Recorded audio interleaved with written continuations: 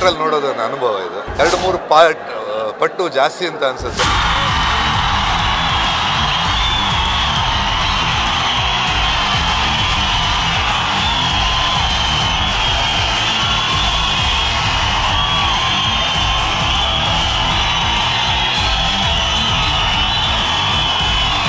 ನನ್ನ ಲೆಕ್ಕದಲ್ಲಿ ಒರಿಜಿನಲ್ ರಿಲೀಸಿಗಿಂತ ಈ ರಿಲೀಸು ಇನ್ನು ಒಂದು 2-3 ಪಟ್ಟು ಜಾಸ್ತಿ ಅಂತ ಅನಿಸುತ್ತೆ. ಐ ಥಿಂಕ್ ರಿಯಲಿ ಒಂದು ಥಿಯೇಟ್ರಲ್ಲಿ ನೋಡೋದೊಂದು ಅನುಭವ ಇದು ಅಲ್ಲ. ಯಾಕಂದರೆ ಒಂದು ಚಿತ್ರ ಮಾಡುವಾಗ ನಾವೆಷ್ಟು 1-2 ತಿಂಗಳು ಕೆಲಸ ಮಾಡಿ ಅಲ್ಲಿಗೆ ಮುಗಿದು ನೆಕ್ಸ್ಟ್ ಪ್ರಾಜೆಕ್ಟಿಗೆ ಹೋಗ್ತೀವಿ.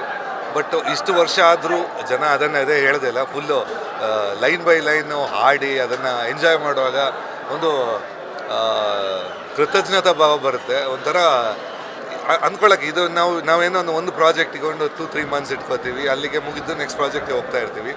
ಅದನ್ನು ಇಷ್ಟು ಎಂಜಾಯ್ ಮಾಡೋದು ನೋಡಿ ನಿಜವಾಗಿ ನನಗೆ ಅವಕಾಶ ಕೊಟ್ಟ ಪೂರ್ಣಿಮಾ ಎಂಟರ್ಪ್ರೈಸಸ್ ಥ್ಯಾಂಕ್ಸ್ ಹೇಳಬೇಕು. ಯಾಕಂದರೆ ಹೀಗೆ ಆಗುತ್ತೆ ನಾನು ನಿಜವಾಗಿ ಅಂದ್ಕೊಂಡೇ ಇಲ್ಲ. ಈ ವರ್ಷನೂ ತುಂಬ ಈ ಥರ ರಿಲೀಸ್ ಬರ್ತಾಯಿತ್ತು.